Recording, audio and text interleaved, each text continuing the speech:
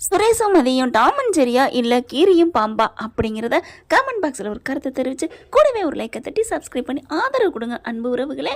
இன்னும் எபிசோடில் பார்த்தீங்கன்னா யார் பக்கம் தப்பு, மதி பக்கமா சுரேஷ் பக்கமா?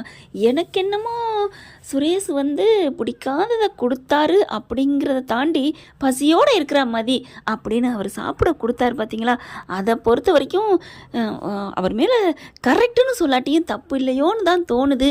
மதி கொஞ்சம் அட்ஜஸ்ட் பண்ணி விட்டு கொடுத்து சரி வந்த இடத்துல என்ன பிரச்சனை அப்படின்னு கொஞ்சோன்னு பேருக்கு சாப்பிட்டுட்டு அதுக்கப்புறம் சண்டை போடாமல் இருந்திருக்கலாம், விட்டு கொடுத்துருக்கலாம். நீங்கள் மதி ஃபேவராக இருந்தால் இதை தப்பாக இருந்தாலும் ஒத்துக்கணுங்க. கொஞ்சம் விட்டு கொடுத்து வாழ்கிறதுல தப்பே இல்லைங்க. நான் என்னை பொறுத்த வரைக்கும் சுரேஷ் பக்கம் கொஞ்சம் உண்மை இருக்கிறதா தான் தோணுது. சரி அதை விடுங்க. இப்போ 2 பேரும் வீட்டுக்கு வந்துடுறாங்க. வந்ததுக்கப்புறம் பார்த்தீங்கன்னா எப்படிப்பா நல்லபடியாக போனீங்களா வந்தீங்களா அப்படின்னு சொல்லிட்டு இருக்காங்க. இங்கே அதுக்கு முன்னாடி மலரை போட்டு தாலின்னு தாளிக்குதுங்க. அவள் நல்லா சிரித்து பேசுனா அந்த மாமியா நல்ல மாமியாலாம், நாங்களாம் அப்படி இல்லை, ஒரு வீட்டில் அப்படி ஒரு வீட்டில் இப்படி, நீ எப்படி அப்படி இப்படிங்கிற மாதிரி. அம்மாடியோ இந்த மாமனார் சரியான ஒரு கிராம பக்கம் சொல்லுவாங்க அந்த சட்டி அப்படின்னு, போ சட்டி அப்படின்னு, அந்த மாதிரி தாங்க. அட்டோ என்னம்மா தாளிக்கிறாரு அப்பா.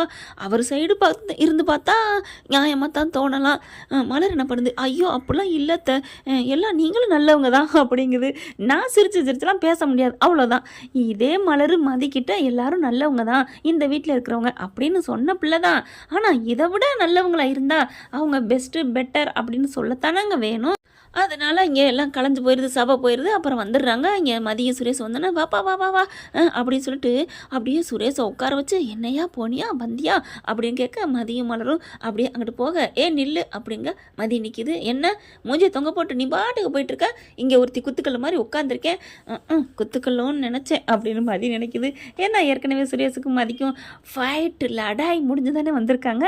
இப்போ பார்த்தா என்ன நல்லபடியாக போயிட்டு வந்தியா அப்படி இப்படின்னு கேட்க நல்லபடியாக போயிட்டு வந்தாச்சு, எதாக இருந்தாலும் கூடவே தான் இருந்தார் சுரேஷ் உங்கள் புள்ள, அவர்கிட்ட கேட்டுக்கோங்க.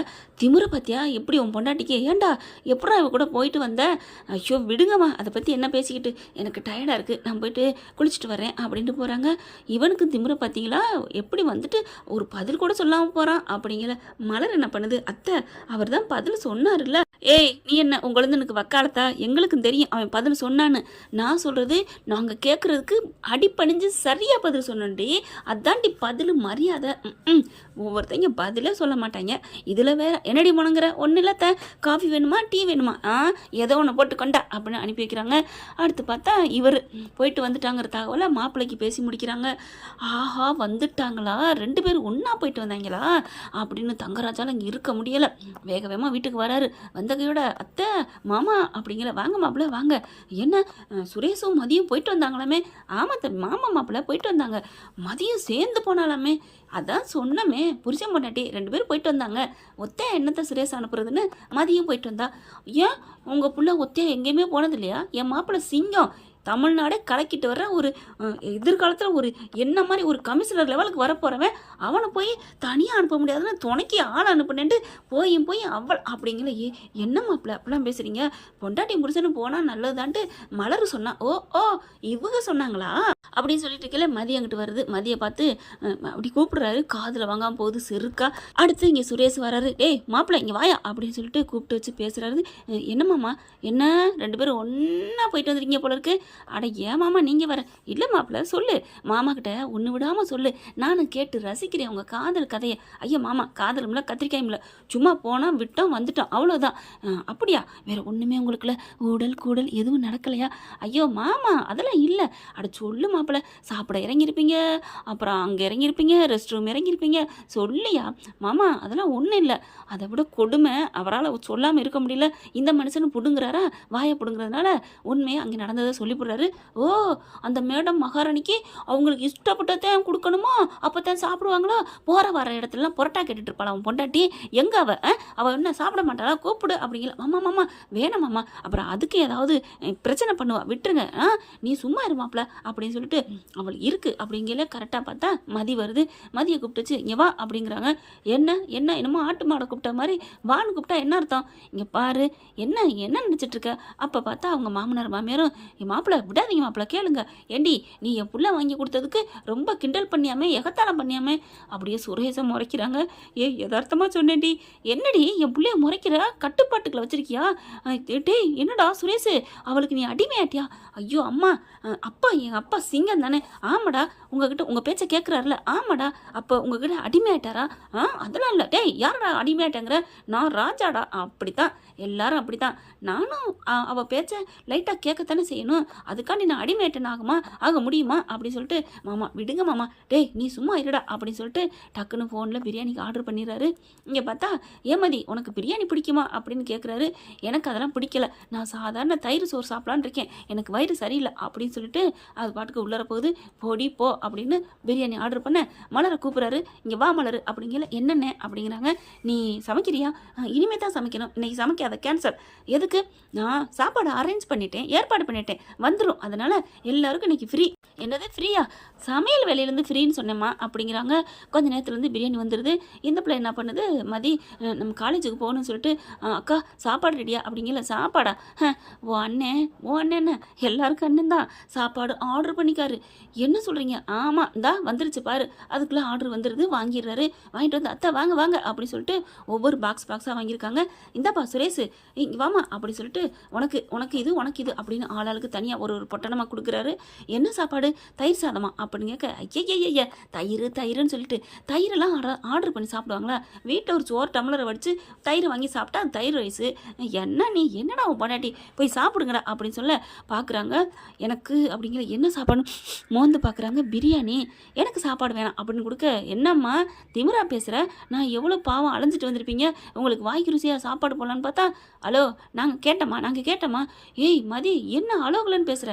பின்ன என்ன, நான் பாட்டுக்கு சேவனேன்னு உள்ளுக்க இருக்கிறவளை கூப்பிட்டு வச்சு அது சாப்பிடு இது சாப்பிடுன்னா, உங்களுக்கே நான் சொன்னவ எனக்கு பிடிச்சதை சாப்பிடணுன்ட்டு. இவர் யார்? என்னடி, அவர் தாண்டி இந்த வீட்டோட குல சாமி. இது மாமியாருங்க. இங்கே பாருங்கள், சாமியார் தான் நீங்கள் உட்கார வச்சு கும்பிடுங்க, பூஜை பண்ணுங்க, பூ அலங்காரம் பண்ணுங்க, எனக்கு தேவையில்லை, என்னை ஆளை விடுங்க அப்படி சொல்ல திருன்னு விறுவிறுன்னு உள்ளுக்க போகுது.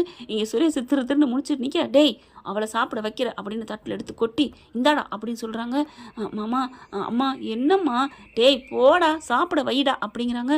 சாப்பாடை வாங்கிட்டு போகிறாரு. என்ன பண்ணுறதுன்னு தெரியல. அப்படியே பார்க்க, என்னடா சுரேஷ் பயப்படுறியா? நானும் பயப்படலம்மா, என்னை எவ்வளோ அசிங்கப்படுத்தினா தெரியுமா? மாமா பண்ணுறதான் கரெக்டு. இன்றைக்கி அவளை இதைத்தான் கொடுத்து சாப்பிட வைக்கணும், இல்லையா தயிர் சோறும் கிடையாது, எதுவுமே கிடையாது, வீட்டை பூட்டுங்க, வெளில போகக்கூடாது. டேய் இப்போ தானே நீ சூப்பரு, போடா அப்படி சொல்ல, சரிம்மா அப்படின்ட்டு என்ன பண்ணுறாங்க. நான் போயிட்டு தண்ணி குடிச்சிட்டு தட்டு எடுத்துகிட்டு போகிறேன், அவளுக்கு ஒரு தட்டு, இது அவளுக்கு இருக்குது, எனக்கு ஒரு தட்டு எடுத்துக்கிறேன், சரிடா போ அப்படின்னு சொல்கிறாங்க. போகிறாங்க. உள்ளுக்குள்ளே போயிட்டு அண்ணி அப்படின்னு கேட்க, உள்ள ரூம்லேருந்து வந்துடுறாங்க. என்ன தம்பி அப்படின்னு கேட்க, சோறு வடிச்சிட்டிங்களா? ஆமாம் காலையில் பாப்பா கொஞ்சம் சோறு வடித்தேன் அப்படிங்கிறாங்க. சோறு எடுத்துக்கிறாரு. அப்புறம் தயிர் இருக்கா? இதான் இருக்குது அப்படின்னு சொல்ல, டக்குன்னு என்ன பண்ணுறாங்க, அதை எடுத்துகிட்டு அந்த தட்டுக்களை அப்படியே ஒழிச்சு வச்சுக்கிட்டு அப்படியே கொண்டு போகிறாரு. மாப்பிள்ள கண்டிப்பாக இப்போ நான் கொண்டு போகிறதா சாப்பிட வைப்பேன், நீ தான்டா என் சிங்கம், போடா அப்படிங்கிறாங்க. உள்ளுக்குள்ள போய் கதவை சாத்திடுறாரு. போயிட்டு, என்ன மதி நீ பாட்டுக்கு மதிக்காமல் வந்தால் என்ன அர்த்தம்? பின்ன என்னங்க, நான் ஏதாவது கேட்டேன்னா, பிரியாணி போய் எனக்கு சரியில்லை, வயிறு சரியில்லாதப்ப நானே அங்கே பழம் தானே வாங்கி சாப்பிட்டேன், உங்களுக்கே அது புரியுதா இல்லையா? நீங்களாச்சும் கொஞ்சம் புரிஞ்சுக்கங்க அப்படின்னு சொல்ல, இல்லை மாமா சாப்பிடணும், நீ சாப்பிட்டு தான் வெளில வரணும்னு சொல்லிட்டாரு, இந்தா அப்படின்னு சாப்பாடை பிரித்து வைக்கிறாங்க. ஐயோ எனக்கு வேணாம் அப்படின்னு சொல்லி உட்காடுறாங்க. அதெல்லாம் முடியாது, நீ சாப்பிட்டு தான் ஆகணும் அப்படின்னு சொல்ல, அப்போ நீங்களும் புரிஞ்சுக்காதவர் தானே, நான் கூட நீங்கள் நல்லவரை தான் இருப்பீங்களோன்னு கொஞ்சோன்னு நினச்சேன் அப்படின்னு மதி சொல்ல, கிறுக்கி ஆர்வக்கொளரு, நீ அப்படி தான் என்ன நினச்சியா, அவ்வளோதானா அப்படின்னு சொல்லிட்டு, சாப்பாடு இது உனக்கு இல்லை, அப்புறம் அப்படிங்கல, இது எனக்கு உங்களுக்கா, அப்புறம் என்ன சாப்பிட சொன்னீங்க? சும்மா சொன்னேன், உனக்கு நீ பட்னியெல்லாம் கிடக்க வேணாம், நான் கொண்டாந்துருக்கேன் அப்படின்னு தட்டை எடுத்து வச்சு அந்த சோறை போட்டு தயிரை போட்டு உப்பு போட்டு ஊறுகாய் வைக்கிறாரு. போதுமா? என்னது எனக்கு மனசறிஞ்சு கொண்டாந்துருக்காரு, எப்படிங்க அப்படின்னு சொல்ல, அதெல்லாம் அப்படித்தான், நீ சாப்பிட்றியா இல்லை ஊட்டி விடவா அப்படின்னு பிணையிறாரு. இல்லை வேணாம் நானே சாப்பிட்டுக்கிறேன் அப்படின்னு சொல்கிறாங்க. இவர் பார்த்தா பிரியாணி அள்ளி சாப்பிட்றாரு. ஏங்க இன்னொரு பொட்டணம் இருக்கே, சாப்பிட்டு தானே ஆகணும், 2 பொட்டணமும் காலியாகி போகலன்னா திட்டு வாங்கல அப்படின்னு 2வது பொட்டணத்தையும் கொட்டுறாரு. வேணாம் அப்படின்னு கையை பிடிக்கிறாங்க. ஏன் மதி நான் சாப்பிட்றேன் அப்படிங்கிறாங்க. வேணாம் நான் சாப்பிட்டுக்கிறேன். பரவாயில்ல நீங்கள் பாதி சாப்பிட்டு கொடுங்க, நான் சாப்பிட்டுக்கிறேன். உனக்கு வயிறு சரியில்லைன்னு சொன்னியே, மனசு சரியாக இருந்தா வயிறு சரி இருந்தா என்ன, சரியில்லைன்னா என்ன? எனக்கா நீங்கள் இவ்வளோ ரிஸ்க் எடுக்கிறீங்க, இவ்வளோ ஆர்வப்படுறீங்க, அக்கறைப்படுறீங்க. நான் அதில் கொஞ்சமாவது பகிர்ந்துக்கலைன்னா நான் நல்ல வளர்ப்பே இல்லைன்னு ஆயிரும். நானும் நல்லவதாங்க அப்படின்னு சொல்லிட்டு பாதி அந்த தயிர் சோட வாங்கிக்கிறாங்க, சாப்பிட்றாங்க. 2 பேரும் அவ்வளோ அழகாக ஷேர் பண்ணி சாப்பிட்றாங்க. இப்படி தாங்க சுரேஷும் மதியம் புரிஞ்சுக்கிட்டு லவ்ஸை பகிர்ந்துக்கிட்டா பார்க்கவே சூப்பராக இருக்கும் அப்படின்னு நீங்கள் நினச்சிங்கன்னா நம்ம சேனலுக்கு உங்கள் பொண்ணான கையில் ஒரு லைக்கை போட்டு சப்ஸ்கிரைப் பண்ணி ஆதரவு கொடுங்க. அன்பு உறவுகளை தேங்க்யூ ஃப்ரெண்ட்ஸ். இந்த வீடியோ உங்களுக்கு பிடிச்சிருந்தா தயவு செய்து லைக் பண்ணுங்க. இன்னும் அப்டேட்ஸ்க்காக சேனலை சப்ஸ்கிரைப் பண்ண மறக்காதீங்க. நம்ம கிட்ட இருக்க எல்லா சேனல்ஸோட லேட்டஸ்ட் வீடியோ அப்டேட்ஸ்க்காக மேல ரைட் சைடுல காட்டுற லிங்கை கிளிக் பண்ணி வாட்ஸ்அப் குரூப்ல ஜாயின் பண்ணுங்க. உங்களிடம் விடைபெறுவது நான் உங்கள் மெஹர்.